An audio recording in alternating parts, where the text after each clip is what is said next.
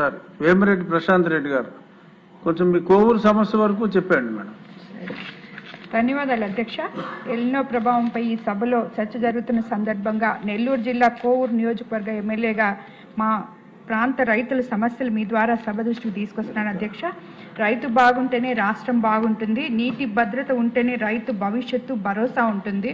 కోవూరు నియోజకవర్గం ప్రధానంగా వ్యవసాయ ఆధారిత ప్రాంతం.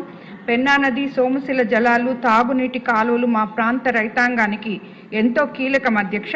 ముఖ్యంగా వరి సాగుతో పాటు ఆక్వా, ఉద్యానవన పంటలు కూడా రైతు జీవన ఆధారంగా ఉన్నాయి అధ్యక్ష. ఎలినో ప్రభావంతో వర్షపాతం తగ్గిన, వర్షాలు ఆలస్యమైన, ఉష్ణోగ్రతలు పెరిగిన మొదటి ప్రభావం రైతుల మీద పడుతుంది అధ్యక్ష. అందుకే వర్షాలు వచ్చిన తర్వాత చర్యలు తీసుకోవడం కాకుండా వర్షాలు రాకముందే ప్రభుత్వం ముందస్తు కార్యాచరణ సిద్ధం చేయాలని కోరుతున్నాను అధ్యక్ష. కోవూరు నియోజకవర్గంలో ముఖ్యంగా ముందస్తు చర్యలు ఎల్నినో పరిస్థితుల్లో నీటి నిర్వహణ నియోజకవర్గ స్థాయి నుంచి జిల్లా నియోజకవర్గ స్థాయి వరకు ముందస్తు ప్రణాళిక ఉండాలి అధ్యక్ష.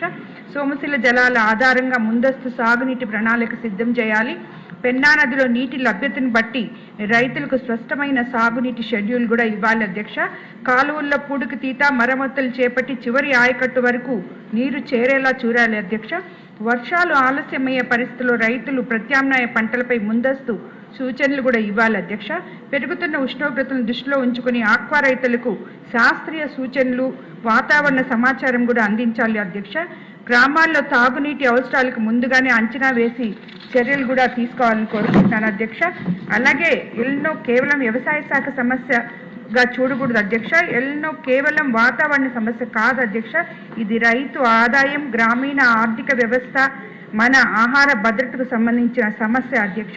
వ్యవసాయంతో పాటు నీటి వనరులు, తాగునీరు, పశుసంవర్ధక శాఖ, విద్యుత్ విపత్తుల నిర్వహణ వంటి అనేక శాఖలతో ముడిపడి ఉంది అధ్యక్ష.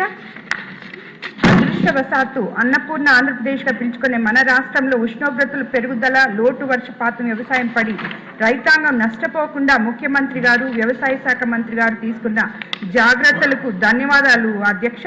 గత ప్రభుత్వంలో నిర్వీర్యమైపోయిన నీటి సంఘాల అధ్యక్షులను ఏర్పాటు చేయడం వల్ల మంచి జరిగింది అధ్యక్ష.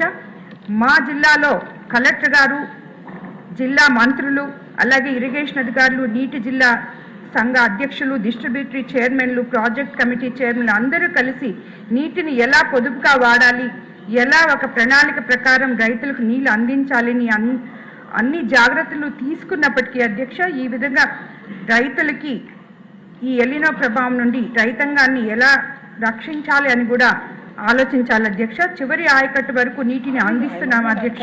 ఉద్యానవన పంటలు కాపాడు కోసం ఎప్పటికప్పుడు హార్టికల్చర్ అధికారుల ద్వారా అవగాహన కార్యక్రమాలు కూడా చేపట్టడం జరిగింది అధ్యక్ష.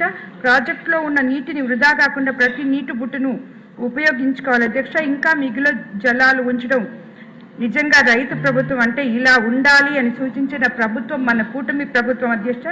రాష్ట్రంలో కూడా కరువు సమస్య రాకుండా ముందుగానే ఆలోచించిన ముఖ్యమంత్రి గారు ఎల్నినో ప్రభావం మన రాష్ట్రం మీద లేకుండా ముందుగా తీసుకున్న జాగ్రత్త వలన నేడు రైతాంగం నష్టపోకుండా కాపాడుకుంటున్నాం అధ్యక్ష.